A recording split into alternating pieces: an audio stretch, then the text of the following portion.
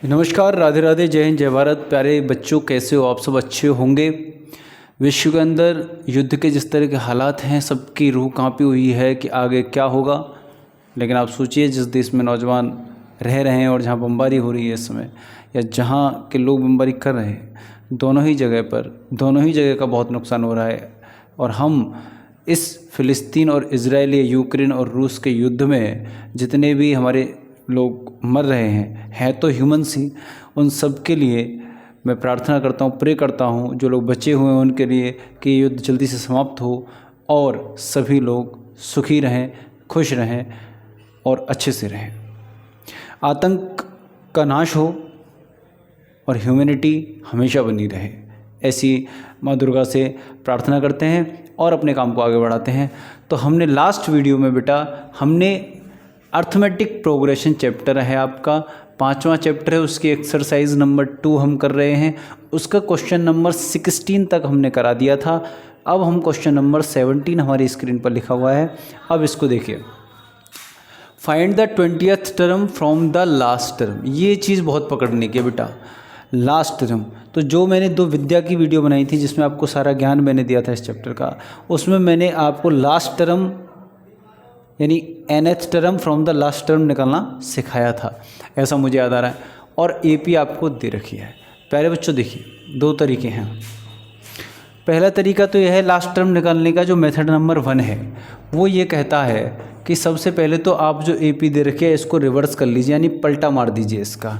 तो फिर बेटा अर्थमेटिक, तो देखो मैं यहाँ लिख देता हूँ, आफ्टर रिवर्सिंग गिवन एपी, जो आपको एपी दे रखी है बेटा उसको आप पलटा मार दीजिए, रिवर्स कर दीजिए। तो जो लास्ट टर्म है वो तो आपका फर्स्ट टर्म हो जाएगा। अब देखिए कॉमन डिफरेंस, इस वाली एपी में कॉमन डिफरेंस कितना है बेटा? +5 है। लेकिन जब आप इसको रिवर्स कर दोगे तो ये कॉमन डिफरेंस प्लस की जगह क्या हो जाएगा? माइनस हो जाएगा। तो इसके अगला टर्म क्या मिलेगा? इसमें से हम -5 करेंगे, और जैसे आप -5 करोगे तो इसका टर्म मिलेगा आपको 248। और ये एपी आकर के इधर से आएगी 13, 8 और 3 पे ख़त्म हो जाएगी। बोलो बेटा, जो इस एपी का फर्स्ट टर्म है वो अब लास्ट टर्म हो जाएगा, जो इस एपी का लास्ट टर्म है वो अब फर्स्ट टर्म हो जाएगा। जो कॉमन डिफरेंस है उसका साइन चेंज हो जाएगा। क्या ये बात आपकी पकड़ में आ रही है? बिल्कुल सर, आ रही है। तो अब इस भाई लास्ट टर्म से 20वां टर्म निकालना है, यानी इधर से 1 2 3, अब इधर से 20वां नंबर निकालना है। तो n इक्वल टू क्या हो जाएगा बेटा? हियर n इक्वल टू तो हो गया 20, क्योंकि 20वां टर्म निकालना है मेरे को, A20 निकालना है। कॉमन डिफरेंस कितना हो गया प्यारे बच्चों? -5, क्योंकि कॉमन डिफरेंस का साइन चेंज हो जाएगा एपी पलटते ही। और इसी के साथ ही फर्स्ट टर्म क्या हो जाएगा? वो हमारे पास 253, एकदम नई एपी होगी। पलटने के बाद तो एपी बदल गई ना, वो एपी अलग थी जिसमें +5 का कॉमन डिफरेंस है। इसको जब हमने पलट दिया तो एक नई एपी है जिसका फर्स्ट टर्म 253 हो जाएगा और जिसका कॉमन डिफरेंस -5 और जिसका एन जो है वो 20 हो जाएगा। इतनी बात समझने की है। अब मेरे को सिंपल क्या निकालना है? A20 निकालना है। यहाँ A20 का मतलब क्या है? 253 से इस वाली सीरीज़ का A20 है। तो A20 बेटा कितना होता है बताओ? A + n-1 इंटू डी होता है, यानी 20 - 1 इंटू डी होगा। बोलो बेटा। और d कितना है? अच्छा, d लिख लेते हैं, चलिए। तो यहाँ पर बेटा a की वैल्यू हम लगा देंगे कितनी? 253 लगा देंगे +19, और d की वैल्यू कितनी आएगी? -5। d की वैल्यू कितनी आएगी बेटा? -5 आएगी। तो अब आप बता दीजिए मुझे कि A20 की वैल्यू क्या आ गई। तो आप कहोगे श्याम भैया कि 253 तो ये है ही, और ये दोनों मल्टीप्लाई होकर आ गया -95, और इसको हम जब माइनस करेंगे तो कितना आएगा प्यारे बच्चों? बताएं आप मुझे। 13 - 5 8 आ जाएगा। उसके बाद यहाँ 4 बचेगा, 14 - 9 ये भी 5 आ जाएगा, और यहाँ 1 बचेगा, 158 बचेगा। और ये 158 जो आया यही आपका 20th term from the last term है। पीछे वाले टर्म से 20वां, मतलब ये ऐसे पूछ रहा था इधर से 1 2 3 ऐसे, ये 1 है, फिर यहाँ दूसरा, तीसरा, चौथा, 5वां, 6वां, 7वां, 8वां, 9वां, ऐसे 20वां, पीछे की साइड से 20वां। तो हमने पीछे की साइड से निकालने के लिए क्या कर दिया, इसको उल्टा पलटा मार दिया। अब इसको हमने जब पलटा मार दिया तो हमारा कॉमन डिफरेंस माइनस हो गया, नई AP बन गई। इसके हिसाब से मैंने निकाल दिया। तो इस AP में जो नंबर पीछे की साइड से 20वें नंबर पे होगा वो 158 होगा। वो कौन सा नंबर होगा, 158। ये एक तरीका है। अब दूसरा तरीका है भैया, डायरेक्ट लास्ट टर्म का फॉर्मूला लगा दो। nth term from the last term का डायरेक्ट फार्मूला भी है। वो क्या है कुछ नहीं, है यही चीज़, बस उसको लिख दिया है फॉर्मूले के तौर पर। तो मेथड देखिए बेटा,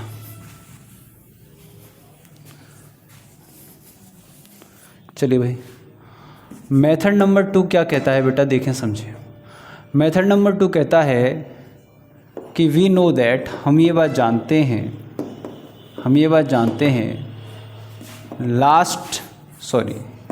nth term from the last term is given by. अब इस बार हम बेटा क्या इस AP को घुमा नहीं रहे, इस बार AP को हम पलटा नहीं मार रहे, समझ रहे हैं ना। AP को ऐसे ही रखेंगे सीधा।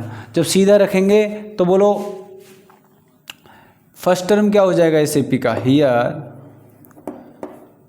अब देखो लास्ट टर्म क्या होता है, तो nth term from the last term होता है AP का L - n - 1 × D। ये आप लिख लीजिए, ये होता है। और ये मैंने जो विद्या दी थी उसमें बताया भी था कि ये कैसे आता है, ये भी मैंने बताया आपको, ठीक है। तो nth term from the last term क्या होता है AP का, वो ये होता है। लेकिन इसमें बेटा ये जो कॉमन डिफरेंस ये सीधा ही है, यानी इस AP को हमने पलटा नहीं मारा, तो यहाँ पर वही चीज़ रहेंगी। यानी हियर, यहाँ पर फर्स्ट टर्म 3 ही रहेगा, यहाँ पर कॉमन डिफरेंस +5 ही रहेगा, ठीक है। और यहाँ पर L जो अभी है 50, यहाँ हमने पलटा नहीं मारा है, तो साइन वाइन चेंज नहीं होगा, सब ऐसे ही रहेगा इस फॉर्मूले में। तो इस फॉर्मूले का यूज़ करके हम निकाल देंगे बेटा A20। तो A20 आप कहोगे सर L तो 253 है हमारे पास, माइनस और n-1 यानी कि 19 हो गया, और इनटू D यानी 5, ये हो गया बेटा। तो कितना आ गया बताओ, यह आ गया श्याम भैया 253 माइनस 19 × 5, वही हो गया 95। और जब आप इसको सब्ट्रैक्ट करिएगा तो आएगा 158, जो अभी आया था आपका, जो अभी आया था, तो ये वही आएगा। तो आंसर हमारा ये आ गया, ठीक है। दोनों सेम ही आया है, आप कैसे भी पलटा मार सकते हो। गलती अगर आप चाहते हो ये फॉर्मूला याद नहीं है मैं, तो पलटा मार लो। आप पलटा मार के कॉमन डिफरेंस का साइन चेंज कर दो, ये फर्स्ट टर्म हो जाएगा आपका जो लास्ट टर्म है, और उसके बाद में आप आराम से डायरेक्ट निकाल दो, फिर कोई दिक्कत नहीं, फिर A20 आप डायरेक्ट भी निकाल सकते हो, ठीक है प्यारे बच्चों। चलिए, बहुत प्यारा क्वेश्चन था क्वेश्चन नंबर 17। अब हम क्वेश्चन नंबर 18 की तरफ बढ़ते हैं।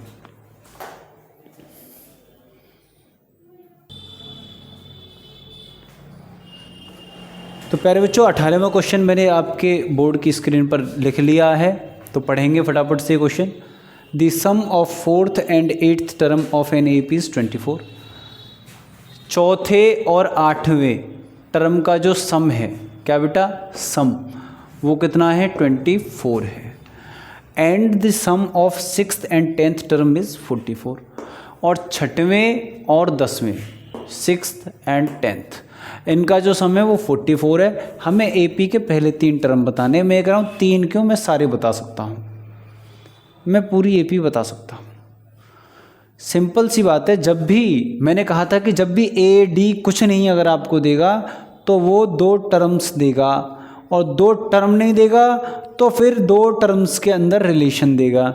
अब ये रिलेशन ही तो है, इसको जोड़ के ये है तो इससे एक इक्वेशन बन जाएगी बेटा, और इसको जोड़ के ये है, इससे एक इक्वेशन बन जाएगी। तो हमारे पास 2 इक्वेशन बन जाएंगी, 2 कंडीशन दे रखी हैं। दोनों इक्वेशनों को सॉल्व करके A और D की वैल्यू निकाल लेंगे। A और D की वैल्यू निकालने के बाद AP निकल आएगी। चलिए निकालते हैं, बहुत आसान है, बहुत ही ज़्यादा आसान है। तो अकॉर्डिंग टू क्वेश्चन हम सिंपल क्वेश्चन का करेंगे। देखो, मैथ्स के अंदर एक बड़े काम की बात ये है कि जो क्वेश्चन होता है ना बेटा, मैथ्स का जो क्वेश्चन होता है वही आंसर हमें खुद निकाल के देता रहता है, हमें बस क्वेश्चन को फॉलो करना है। वो क्वेश्चन बताता है तरीका, देख पहले ये कर, फिर ये कर, फिर ये कर, तो देख तेरा आंसर आ जाएगा। ऐसे जैसे हम चीटिंग करते हैं कभी क्लास में, तो वहाँ लोग बताते हैं ना, ऐसे कर, ऐसे कर, फिर ऐसे कर, तेरा आंसर आ जाएगा ऐसे। तो ऐसे ही ये है। ऐसे कैसे है? ऐसे है कि भैया आपको क्वेश्चन खुद लिख के देता है, आपको ज़रा सा उसकी हिंट को कैच करना है। वो हिंट दे रहा है, उसने हमें ये दे दिया, इससे एक रिलेशन बना दो, ये दे दिया, इससे दूसरा बना दो, आंसर निकल आएगा। चलिए भैया कर लेते हैं। उसने हमसे कहा है कि A4 और A8 ये दोनों मिलाकर के 24 हैं। चलिए सर, A4 होता है A+3D, A8 होता है A+7D, और ये दोनों मिलाकर हैं 24। तो भैया A और A हो गए 2A, और 3D और 7D मिलाकर बेटा कितने हो गए 10D, और इक्वल टू कितना आ गया बेटा 24 आ गया। बोलो 2 कॉमन ले लेंगे, तो 2 कॉमन ले लिया बेटा, तो A प्लस, या फिर मैं ये कह सकता हूँ कि इसमें पूरे में 2 से डिवाइड लगा दो दोनों साइड, तो यहाँ से क्या बचेगा A, यहाँ बचेगा 5D, और यहाँ बचेगा 12। बोलो बेटा, मैंने 2 से डिवाइड लगा दिया पूरी इक्वेशन में, पूरी इक्वेशन को, ये पूरी इक्वेशन को मैंने डिवाइड लगा दिया बेटा 2 से, तो मेरे पास ये आ गया, ये आ गया, ये आ गया भैया A+5D इक्वल टू 12, और इसको मान लिया मैंने इक्वेशन नंबर 1, इक्वेशन नंबर 1। अब क्या आगे दूसरी कंडीशन उसने हमें क्या दी, A6 और A10, A6 प्लस A10 ये है 4, A6 होता है A+5D, A10 क्या A+9, लो एक 10 का 9 हो गया। ऐसे ही और जोड़ देंगे बेटा A2A, 9D मिलकर 15D, और 44, फिर 2 का डिवाइड लगा देंगे पूरी इक्वेशन में, मैंने 2 से डिवाइड लगा दिया, सकते हो मल्टीप्लाई बाई 1/2, बात एक ही है। तो A आ गया यहाँ से 7D बचेगा, 2 से डिवाइड लगाएंगे तो यहाँ बचेगा 22, और इस इक्वेशन को मैंने बेटा सेकंड इक्वेशन मान लिया, कोई परेशानी। अब 2 इक्वेशन है, इनको सॉल्व करना है, सॉल्व करके आंसर निकालना है, वो आप करके दे दीजिए मुझे। A और D निकाल देना, A और D निकालने के बाद फर्स्ट 3 टर्म निकाल देना। फर्स्ट 3 टर्म क्या आएंगे बताओ? पहला टर्म आएगा A, दूसरा आएगा बेटा A+D, और फिर आएगा A+2D। तो ये 3 टर्म आ जाएंगे, आप ये निकाल के आंसर लिख देना। अब ये काम भी अगर मैं ही करूँगा तो फिर आप क्या करेंगे, कुछ आप भी करिए, पेन उठाइए, थोड़ा सा इसको सॉल्व करिए। वैसे तो हुआ है, इसमें कुछ है ही नहीं, बहुत सिंपल है, लेकिन आप ही करिएगा, थोड़ा आपका भी दिमाग चलना चाहिए। और जो आंसर है बेटा कमेंट सेक्शन में मुझे फर्स्ट 3 टर्म्स लिख कर भी आप दे दीजिएगा, ये काम आपके लिए छोड़ता हूँ। हम रुक करते हैं क्वेश्चन नंबर 19 का।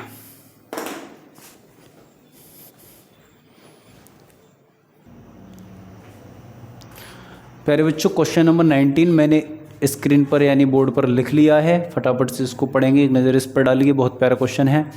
सुब्बाराव, ये बिल्कुल भी लड़की नहीं है, लड़का है। सुब्बाराव स्टार्टेड वर्क इन 1995, यानी जब मैं पैदा भी नहीं हुआ था उस समय इन्होंने काम करना शुरू किया। ये क्वेश्चन बहुत पुराना है, 1995 का है। तो Subbarao started work in 1995 at an annual salary. Annual salary मतलब बेटा सालाना इनकम। ये सालाना, एनुअल का मतलब होता है सालाना, यानी साल पे सैलरी जब मिलती है, एक साल पे इतने रुपए होते हैं इनके। At an annual salary of रुपये 5,000। बताओ यार, साल में 5,000 रुपये कितनी कम सैलरी इस क्वेश्चन में है। ये क्वेश्चन अपडेट नहीं हुआ है, आज कितनी महंगाई हो गई है। ये 1995 में क्वेश्चन बना रहे हैं जाके, और 1995 में बता रहे हैं कि पूरे साल की कमाई 5,000 रुपये है। बेटा वास्तव में ये बहुत अचंभा लग सकता है आपको कि जब हम थे छोटे छोटे तो हमने चवन्नियाँ यानी 25 पैसे वो हमने चलाए हैं, वो हमारे सामने थे, ठीक है। उसके बाद में वो बैन हुए, फिर जो 50 पैसे का कॉइन था वो भी बैन हो गया, यानी बंद हो गया। उसके बाद में आपका 1 रुपी वो अभी कंटिन्यू चालू है, ठीक है। तो ऐसा हमारे सामने कई बार हुआ है। तो उस समय 1995 में ये बता रहे हैं कि पूरे साल पे 5,000 रुपये सैलरी थी सुब्बाराव की। पूरा साल समझ गए हैं ना, पूरा साल 12 महीने की सैलरी अगले आदमी की 5,000 रुपये है। क्या कैसे खाते होंगे, कैसे क्या करते होंगे, आप सोचिए ना। ये क्वेश्चन बनाने वाले ने क्या हिसाब लगाया है। चलिए भाई, लेकिन हमें क्या, अब 1995 की बात है, अभी तो बहुत महंगाई है, अभी के हिसाब से सोचते हैं।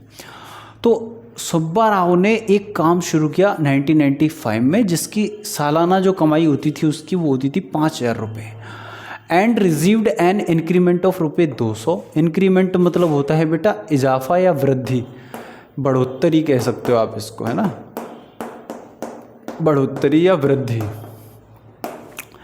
तो बेटा इतने रुपए की यानी 200 रुपये इसके बढ़ जाते थे हर साल। यानी पहली साल इसको 5,000 रुपये सैलरी मिली, तो अगली साल कितनी मिली 5,200, फिर अगली साल कितनी मिलेगी 5,400, यानी हर साल इसकी सैलरी 200 रुपये बढ़ जाती है, ये कहना है इस क्वेश्चन का। तो in which year did his income reach ₹7,000, तो कौन सी साल में जाकर के इसकी सैलरी 7,000 रुपये हो जाएगी। देखो भैया इसकी जो सैलरी है वो मुझे बताओ, सुब्बा राव की सैलरी क्या करेगी बताओ। सुब्बा राव गेट एन या गेट ए, हम लिखेंगे बेटा Subba Rao gate a fixed increment of ₹200 in his salary. चूंकि सुब्बा राव को अपनी जो सैलरी है उसमें एक फिक्स्ड इंक्रीमेंट होती है, यानी हर बार वही फिक्स है, 200 रुपये ही बढ़ेंगे हर बार, तो 200 रुपये इन हिज सैलरी। सो इसलिए उसकी जो सैलरी है ना बेटा, so his salary form NAP, तो उसकी जो सैलरी है वो क्या फॉर्म करेगी, अर्थमेटिक प्रोग्रेशन। क्योंकि अर्थमेटिक प्रोग्रेशन होता ही वह है जब एक फिक्स अमाउंट बढ़ती रहती है हर बार, और इसमें 200 रुपये फिक्स्ड अमाउंट है, वो हर बार 200 ही बढ़ रही है। इसका मतलब इसकी सैलरी सर क्या करेगी, AP बनाएगी। अब AP शुरू कहाँ से होगी, 5,000 से शुरू होगी। बोलो बेटा भाई ये अर्थमेटिक प्रोग्रेशन शुरू कहाँ से होगा, 5,000 से, क्योंकि उसको पहली सैलरी कितनी ऑफर हुई है, 5,000 रुपये, पहली साल पे 5,000 मिलेंगे, अगली साल पे 200 बढ़ जाएंगे तो 5,200 हो जाएंगे बेटा, फिर अगली साल हो जाएंगे 5,400। ऐसे ही चलते चलते चलते कभी ना कभी मिलेंगे ईश्वर, कभी ना कभी 7,000 रुपये भी सैलरी इसकी होगी, 7,000 सैलरी भी कभी ना कभी इसकी हो जाएगी। अब ये पूछ रहा है कि 7,000 सैलरी जो है वो कौन सी ईयर पे हो जाएगी। आप बताओ, ये तो पहली ईयर है, ये दूसरी ईयर है, इसका मतलब जो ईयर है वही टर्म है बेटा, समझो।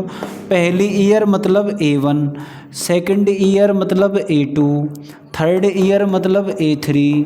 तो ऐसे ही मैंने मान लिया कि किसी nवें साल में 7,000 हो जाएगी। ये क्वेश्चन वहीं से है, पीछे जो हमने क्वेश्चन किया था कि वो एक नंबर देता था, पूछता था इस AP में ये नंबर कौन से टर्म पे आएगा, तो हम क्या मानते थे, मान लीजिए किसी nth टर्म पे आएगा। अब nth टर्म पे आएगा तो an हो जाएगा, an का हम फॉर्मूला लगा देंगे, n की वैल्यू निकाल देंगे, वही हमारा आंसर होगा।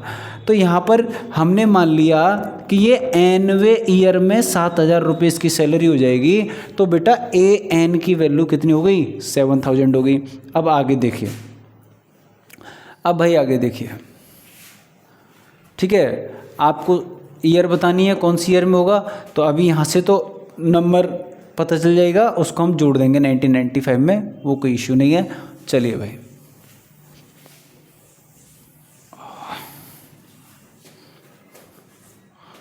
तो अब इस AP का फर्स्ट टर्म क्या हो गया, तो हमने यहाँ लिख लिया कि लेट हिज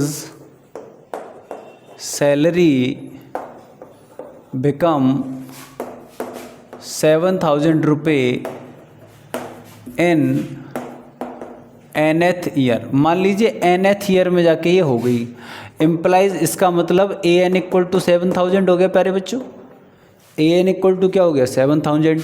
अब an होता क्या है, a plus n-1 into d, ये इक्वल टू 7,000 है। अब a क्या है बेटा, तो a है हमारे पास कितना 5,000, और d कितना है प्यारे बच्चों, d कितना है यहाँ पर 200, क्योंकि हर बार 200 रुपये बढ़ रहे हैं, यानी 200 रुपये बढ़ रहे हैं, तो 200 इसका क्या हो गया, 200 इसका d हो गया, कॉमन डिफरेंस हो गया इस AP का। तो हम लगा देंगे वैल्यू, a की जगह लगाएंगे बेटा 5,000, और n हमें निकालना ही है, d की वैल्यू लगाएंगे 200, और इक्वल टू हो गया 7,000। चलिए आगे देखते हैं अब।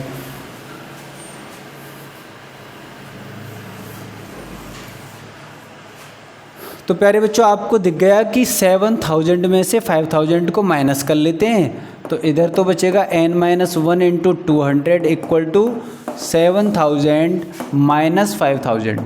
अब बेटा इधर तो हो गए ये 2000, बोलो 7000 में से 5000 गए तो 2000 हो गए, और इधर हो गया n-1 इंटू 200।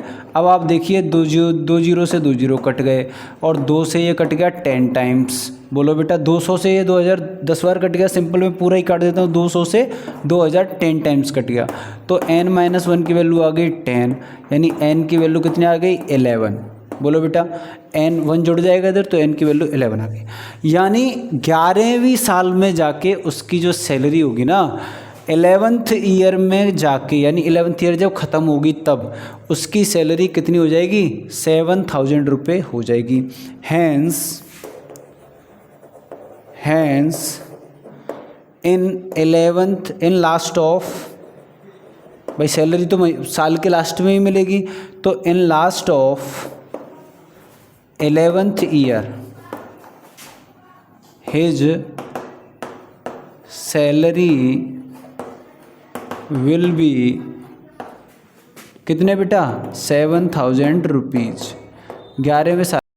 लेकिन उसने हमें पूछा विच ईयर का नाम, तो ईयर का नाम देखिए भैया 1995 से शुरू हुई थी, 1995 में उसने ज्वाइन किया, 1995 खत्म हुआ, उस समय उसको 5000 रुपये मिले।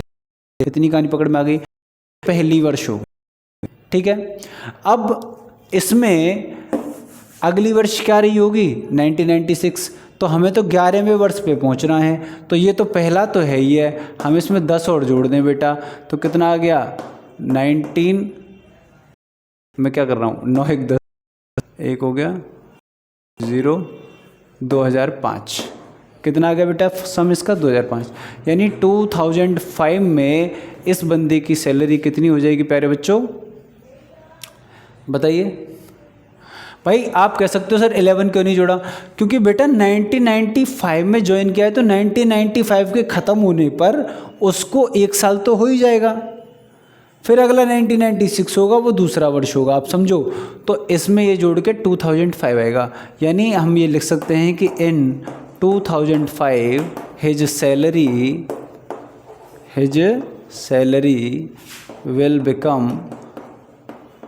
बिकम रुपये 7000, उसकी सैलरी 2005 में 7000 हो जाएगी। चलिए बहुत प्यारा क्वेश्चन था। सुब्बा राव की सैलरी 7000 कर दी हमने 11 साल में, बताओ इतने साल में अगर ये इतने कम पैसे कमाएगा तो कैसे काम चलेगा। इस समय तो ये जी ही नहीं पाता, क्योंकि अभी तो बहुत ज़्यादा महंगाई है। क्वेश्चन नंबर 20 मैंने लिख लिया है, और इस बार हमारी जो कैंडिडेट है हमारे क्वेश्चन में वो लड़की है, एक औरत है रामकली जिसका नाम है।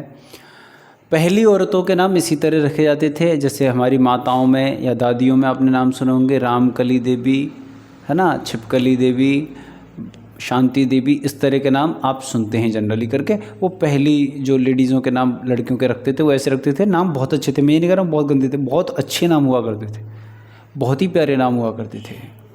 लेकिन आपको जानकर के हैरानी ये होगी कि ये नाम ज़्यादातर है गरीब लोगों के परिवारों में ही रखे जाते थे, और उसी गरीब परिवार की सिचुएशन को दिखाता हुआ हमारा पहला क्वेश्चन था जिसका नाम था सुब्बा राव।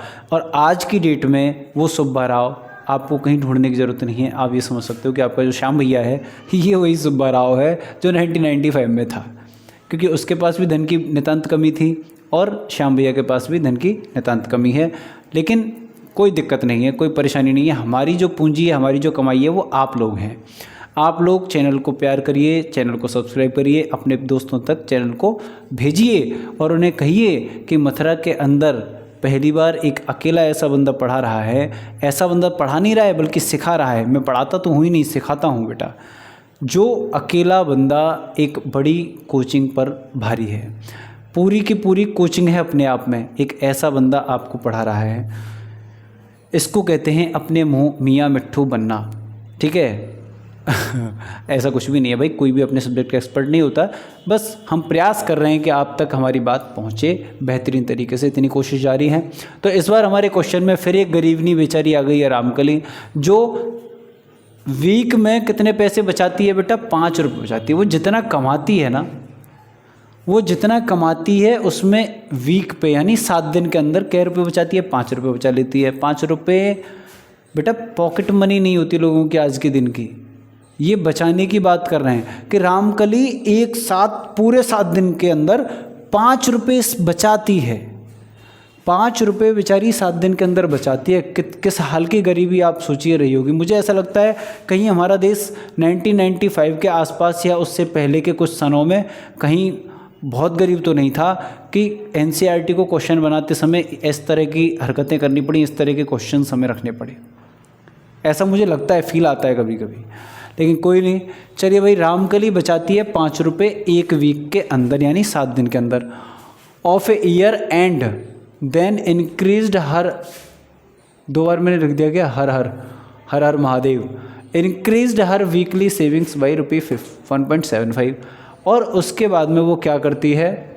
वो क्या करती है भाई कि अगले वीक में, पहले वीक में 5 रुपये बचा रही है, अगले वीक में 1.75 रुपये और बचा रही है, यानी फालतू बचाती है हर बार। फिर उससे अगले वीक में 1.75 और फालतू बचाती है।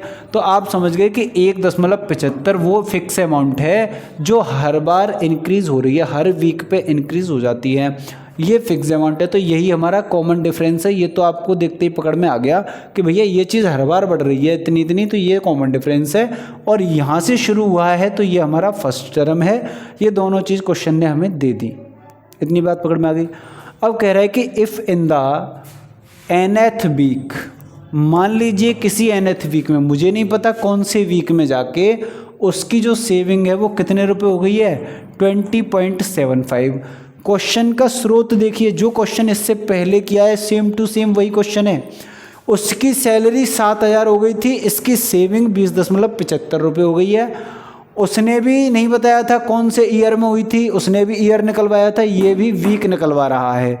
ये कह रहा है कि nth वीक में हुआ है, तो ये हमें वीक निकलवा रहा है, वो हमसे ईयर निकलवा रहा था। बिल्कुल सेम टू सेम क्वेश्चन है, यानी ये हमारा क्या हो गया? an। बोलो बेटा, जैसे 7,000 उसमें an हो गया था पिछले क्वेश्चन में, ऐसे ही हमारा an हो गया।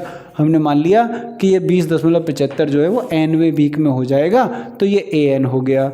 अब हम यहाँ लिख देंगे कि according to question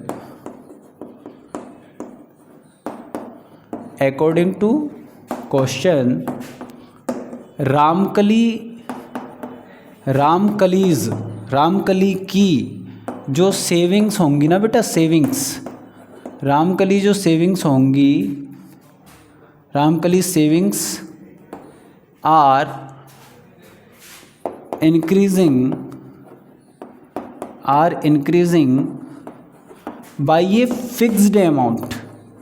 by a fixed amount of ₹1.75, so it form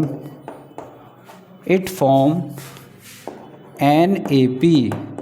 बात समझ में आ गई? जैसे हमने पिछले क्वेश्चन में लिखा कि उसकी सैलरी में हर बार 200 रुपये की फिक्स्ड अमाउंट बढ़ रही है, इसलिए वो एपी बनाएगा। ऐसे हमने यहाँ लिखा कि क्वेश्चन के हिसाब से देखा जाए तो रामकली की जो सेविंग है वो हर बार एक फिक्स्ड अमाउंट से बढ़ रही है। वो फिक्स्ड अमाउंट कितनी है? इतनी है। दैट्स वाई ये एक एपी बनाएगा। और वो एपी क्या होगी बेटा? वो एपी होगी 5। सबसे पहला टर्म क्या आएगा? 5। भाई 5 रुपये से शुरू हो रहा है। फिर अगली बार 1.75 फालतू आएगा, यानी 6.75। बोलो बेटा, 6.75 आएगा। उसके अगला मुझे निकालने की ज़रूरत नहीं है, मैं क्यों इसमें जोड़ के टाइम बर्बाद करूं? मेरे को तो ए चाहिए, डी चाहिए, दोनों चीज़ मेरे पास हैं, तो मुझे टर्म्स लिखने की ज़रूरत नहीं है। मैं सीधा ये जाता हूं, ये भैया 20.75 कहीं ना कहीं हो जाएगा। और ये कहाँ हो जाएगा? ये हो जाएगा ए एन में। ये हमारा ए एन हो गया, ये हमारा ए हो गया, और हमारा डी कितना हो गया?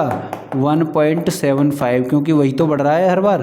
ये हमारा डी हो गया। सीधा ए एन का फॉर्मूला लगाइए और आंसर निकालिए। चलिए भैया करते हैं फटाफट से। वैसे तो ये काम आप कर सकते हो अब यहाँ से आगे, लेकिन आप कहोगे कि श्याम भैया आलसी हैं, थोड़ा नहीं बताते हैं इसलिए बता देते हैं। चलिए फटाफट से देखिए बेटा, a n equal to a plus n minus one into d, ये आपके जवान पे होना चाहिए। तो ए एन की वैल्यू कितनी होगी बेटा 20.75 और इक्वल टू ए की वैल्यू हो गई 5 plus n minus one into D की वैल्यू हो गई 1.75।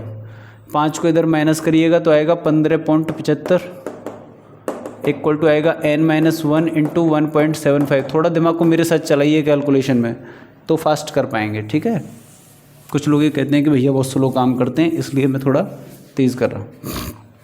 अब देखिए बेटा, तो इसका डिवाइड इधर लगा देंगे हम, तो n minus one equal to का क्या आ जाएगा 15.75 बट्टे 1.75। पॉइंट से पॉइंट उड़ गया, दोनों दो डेसिमल हैं, दोनों ख़त्म हो गए, ठीक है। तो अभी इसको काट लेते हैं, काट लो भाई। क्या 5 से डायरेक्ट कट जाएगा क्या ये? 25 की 5 लगे तो 5 7 35 और 2 37 7 3 और 5 एकम 5 और 3 8। नहीं नहीं नहीं नहीं नहीं कटेगा। तो फिर एक काम करिए, नहीं कट रहा तो क्या करें, 5 से काट लो बेटा। 5 तिया 15 ऊपर और उसके बाद में 5 एकम 5 और 5 25, 315 तो ऊपर आ गया। नीचे कितना आ जाएगा बताओ? 5 तिया 15 और 5 25, 35 नीचे आ जाएगा। फिर काट दो, 5 छिंगे 30, 5 तिया 15 और ये कट जाएगा 5 7 35, ये कट जाएगा 7 नाम 63, 9 टाइम्स कितना आ गया बेटा? 9 आ गया। तो फिर n की वैल्यू कितनी आ गई? ये 10 आ गई भाई। n माइनस वन की वैल्यू 9 है तो n की वैल्यू कितनी आ गई? 10 आ गई। यानी आप ये कह सकते हो, यानी ये हम कह सकते हैं कि हैंस इन द, बेटा ये लास्ट पे ही होता है, हम इसका हम सेविंग ना वीक के लास्ट में ही होगी। ऐसी उसकी सैलरी जो है वो साल के पहले नहीं मिलेगी, साल के अंत में सैलरी मिलती है, ये बात भी आप जानते हो। तो ये लास्ट ही होगा। तो in the last of, hence in the last of 10th week her savings, उसकी कमाई जो है वो विल बिकम, वो हो जाएगी, कितनी हो जाएगी भाई उसकी सैलरी, यानी सैलरी नहीं सॉरी सेविंग, वो हो जाएगी 20.75 रुपये। इतनी हो जाएगी। कौन से वीक में हो जाएगी? 10th वीक में नहीं, 10th वीक के लास्ट में। तो इसी के साथ ये एक्सरसाइज यही ख़त्म होती है बेटा। और बहुत अच्छा इस एक्सरसाइज ने हमें चीज़ें सिखाई हैं। गरीबी बहुत गंदी चीज़ है बेटा। गरीबी इंसान को क्या से क्या कर देती है, आप इस बात को तब समझेंगे जब आप खुद कमाएंगे, खुद बड़े हो जाएंगे। और अगर आपके पास पैसा नहीं हुआ तो आपको कितनी दिक्कतें झेलनी पड़ेंगी, बहुत ही ज़्यादा बुरी स्थिति रहेगी। गरीबी इंसान की किस्मत पे लगा हुआ कलंक है। इसलिए प्रयास करिए कि आप कभी गरीबी के दलदल में ना फंसें। आपके पेरेंट्स आपको पढ़ा रहे हैं, आपके ऊपर पैसे लगा रहे हैं, हम जैसे अध्यापक आपके लिए यूट्यूब पे कंटेंट बना रहे हैं और वैल्यू बेस्ड कंटेंट बना रहे हैं।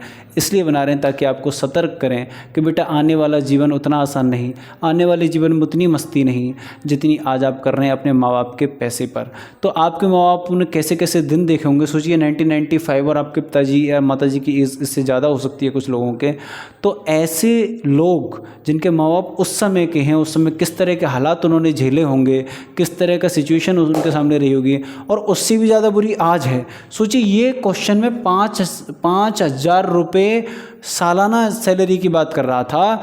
आज भी ऐसी बेटा कंडीशन है जहाँ 2-3 हज़ार रुपये महीने पे लोग काम कर रहे हैं। और 3,000 रुपये महीने पे आप सोचिए क्या ही उनका खाने पीने का बेचारों का रहता हुआ, कैसे वो अपना जीवन यापन करेंगे, कैसे अपने बच्चों को पढ़ाएंगे।